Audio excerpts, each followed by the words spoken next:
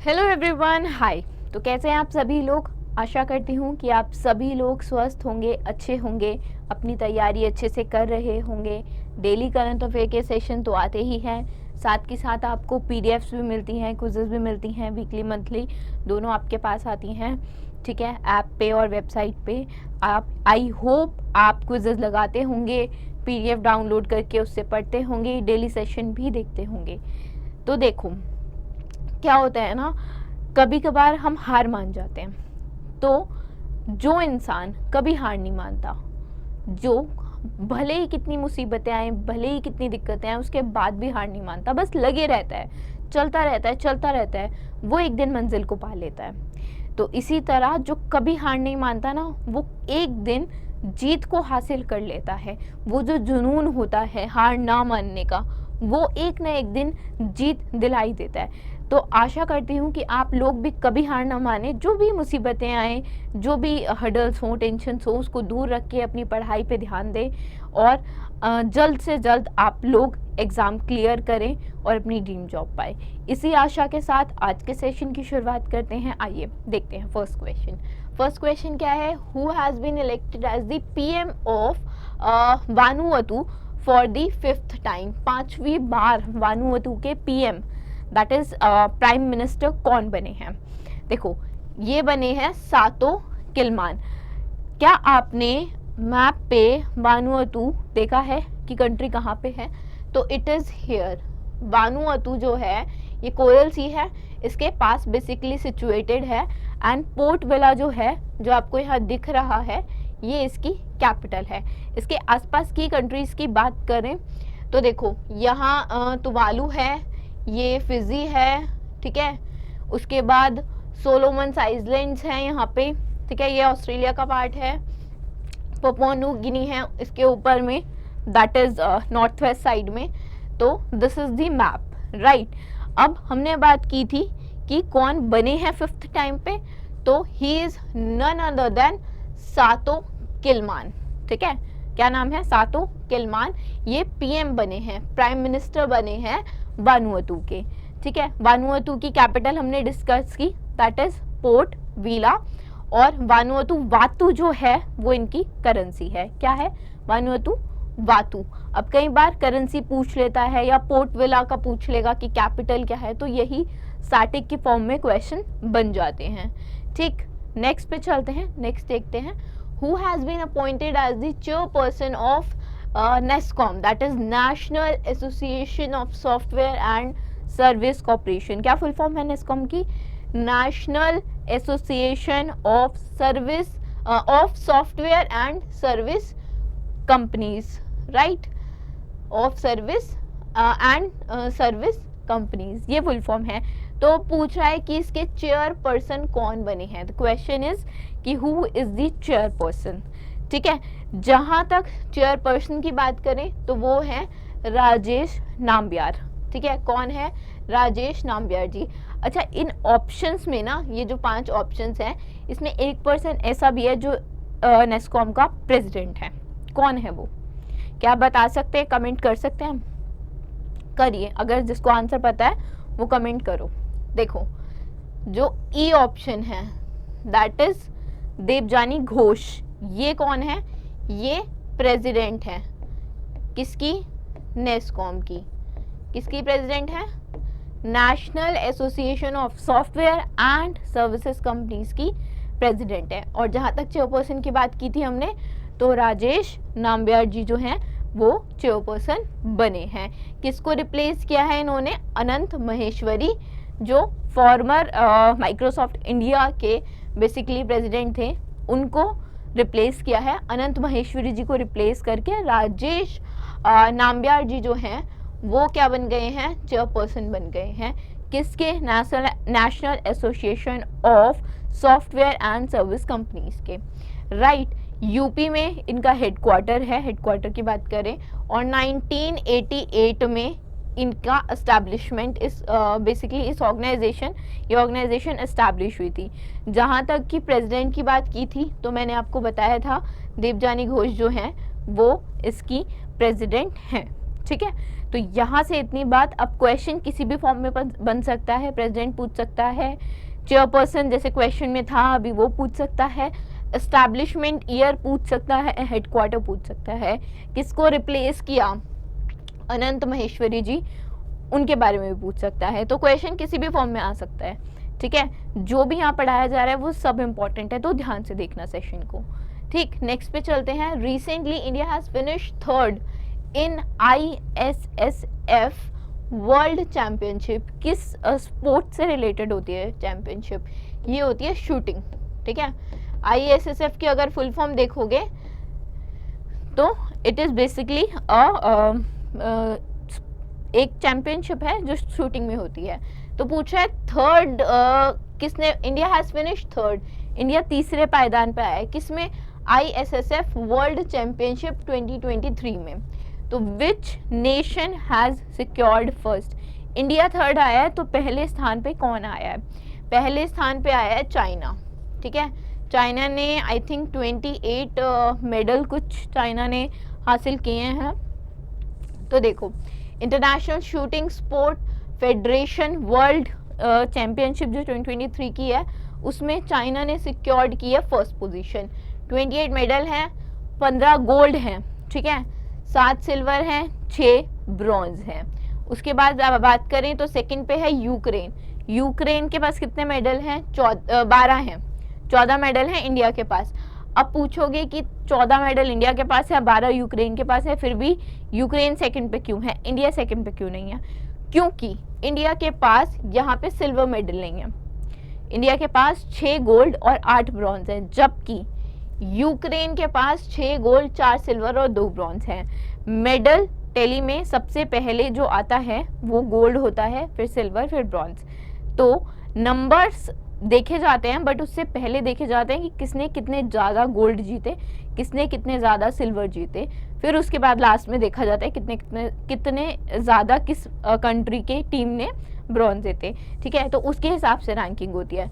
तो इसीलिए जो मेडल टैली में जो इंडिया है वो थर्ड पोजीशन पे और यूक्रेन सेकंड पे and China is in first. अच्छा, ये एक क्वालिफाइंग इवेंट भी था किसके लिए?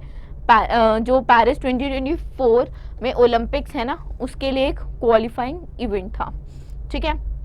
बात करें जिन्होंने क्वालिफाई किया है उनकी, तो राजेश्वरी कुमारी, शिफ्ट कौर समरा, अखिल शिरोन और मेहुली घोष, ठीक है। इनकी कैटेगरीज मेंशन है, you can read it, right. I think कोई कंफ्यूजन नहीं है इस क्वेश्चन में। आगे चल सकते हैं हम, नेक्स्ट क्वेश्चन देख सकते हैं। तो नेक्स्ट क्वेश्चन क्या है? Who has recently in September 2023 unveiled a 12 feet statue of Mahatma Gandhi and Gandhi Vatika. मतलब क्वेश्चन क्या बोल रहा है? क्वेश्चन कह रहा है कि किसने अभी रिसेंटली सितंबर में ही अनरिवील किया एक 12 फुट का स्टैचू, उद्घाटन किया है, अनावरण किया है 12 फुट के स्टैचू का। किसका? महात्मा गांधी का, और एंड गांधी वाटिका, और गांधी वाटिका को भी इनॉग्रेट किया है नई दिल्ली में। तो ये किया है द्रौपदी मुर्मू जी ने। The correct answer is E. कौन है ये? हमारी देश की प्रेसिडेंट है। तो president of India Draupadi Murmu ji ने अनरिवील किया है 12 फीट ऊंचा स्टैचू।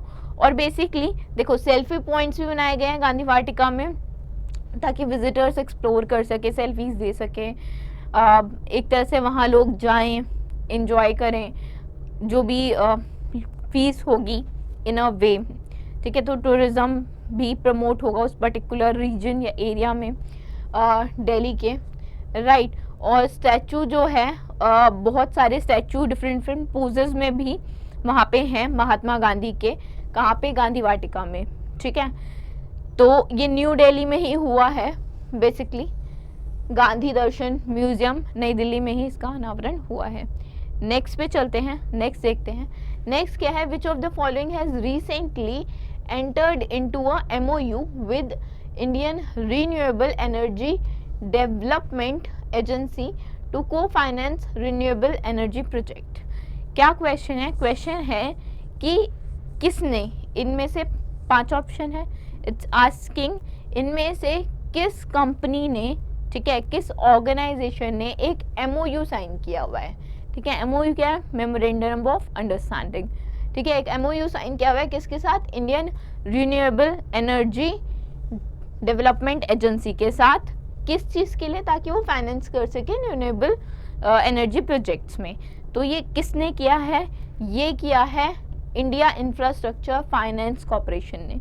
किसने किया है, IIFCL, India infrastructure finance corporation limited ने, IIFCL ने MOU साइन किया है किसके साथ, Indian renewable energy development agency के साथ।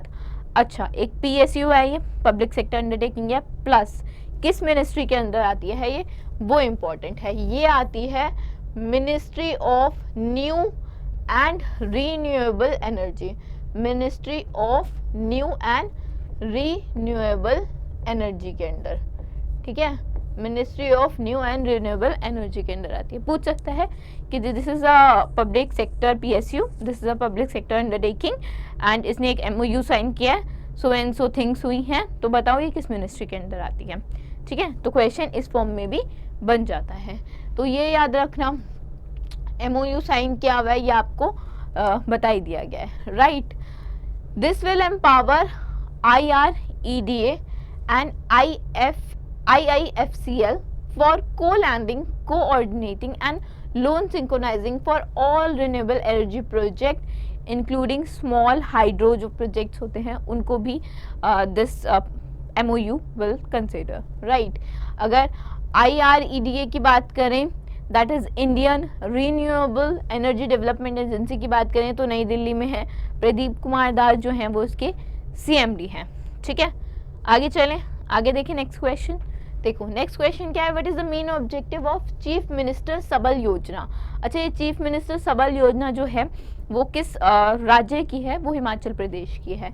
रिसेंटली लॉन्च, देखो लिखा भी हुआ है हिमाचल प्रदेश, ठीक है। तो इट सेज कि मेन ऑब्जेक्टिव क्या है चीफ मिनिस्टर सबल योजना का, ठीक है। अच्छा, सबल है क्या, सबल है इसका एक तो ऑब्जेक्टिव है to empower socially abled child, ठीक है, या children, to empower socially abled children. अच्छा, इसकी फुल फॉर्म क्या है सबल की, देखो ये है मुख्यमंत्री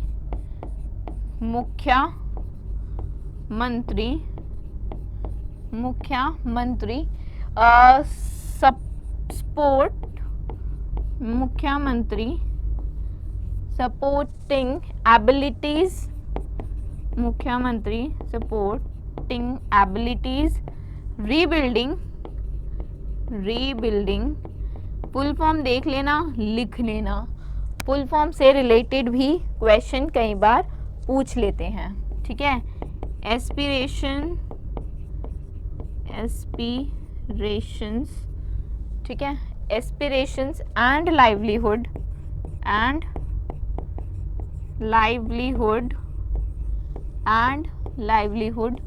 स्कीम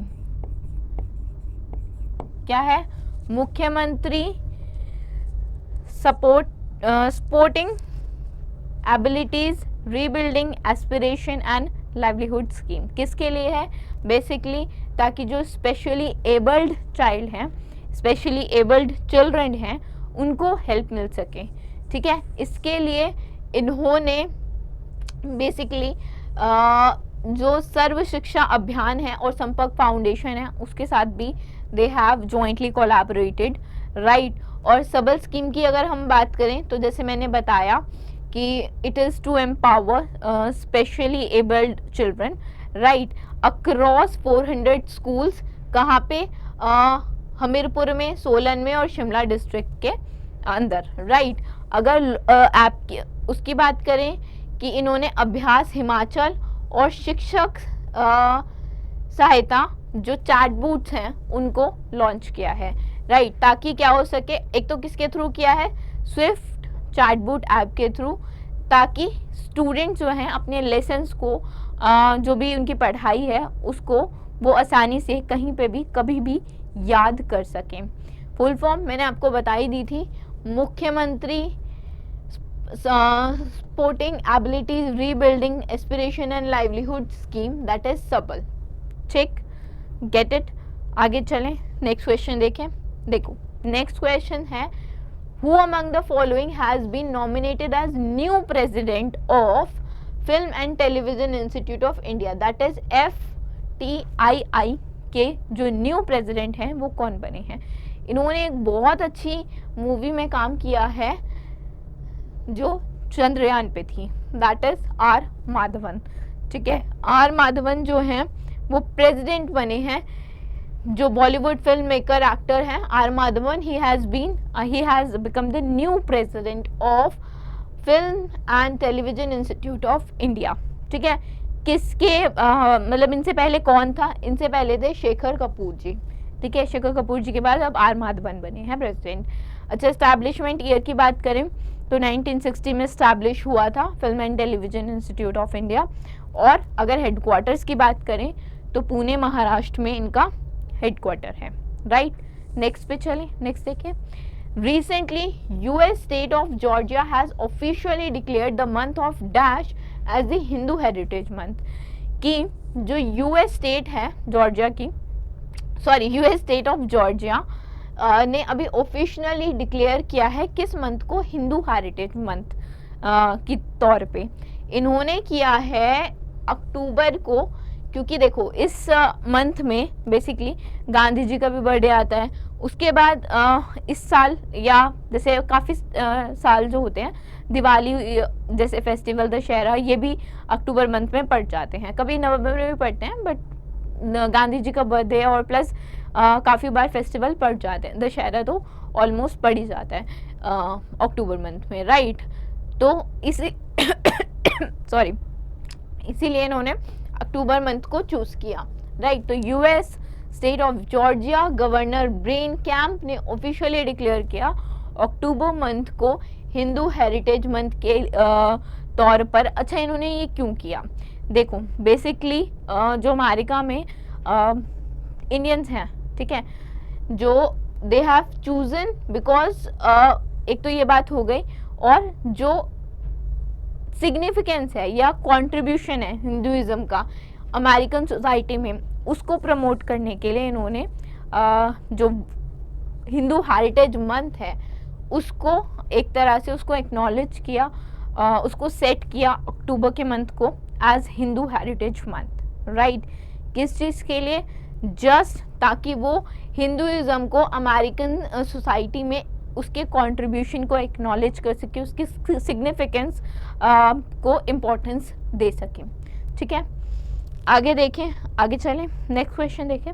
देखो, which team has won 94th all India MCC Murugappa gold cup hockey tournament. अच्छा, कभी कोई पूछ ले या कभी आ जाए कि MCC मुगरप्पा या फिर सिर्फ इतना बोले मुगरप्पा गोल्ड कप किससे रिलेटेड है, तो सबको पता है हॉकी टूर्नामेंट है, हॉकी से रिलेटेड है.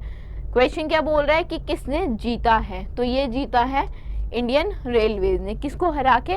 हॉकी कर्नाटका को हरा के. ठीक, किसने जीता है?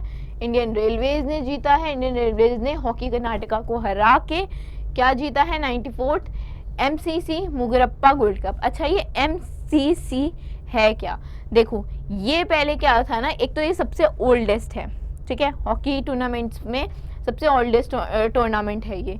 Initially it was Madras challenge cup, जो कि 1901 में एस्टैब्लिश हुआ था. ठीक है, और लेटर इसको नाम दे दिया क्या? मुगरप्पा गोल्ड कप, और MCC आगे लगा दिया गया. राइट, अब प्रताप लकड़ा जो हैं इंडियन रेलवेज के, उन्हें हीरो ऑफ द मैच बनाया गया है. क्यों? उन्होंने हैट्रिक ऑफ गोल्स सिक्योर किया था, लाइक हैट्रिक मारी थी गोल्स की, इसलिए प्रदीप लाकड़ा नाम याद रखना. पूछ सकता है कि स्पोर्ट्स से रिलेटेड है, क्या किया था, या हीरो ऑफ द मैच कौन बना था मुरगप्पा गोल्ड कप में 2023 के.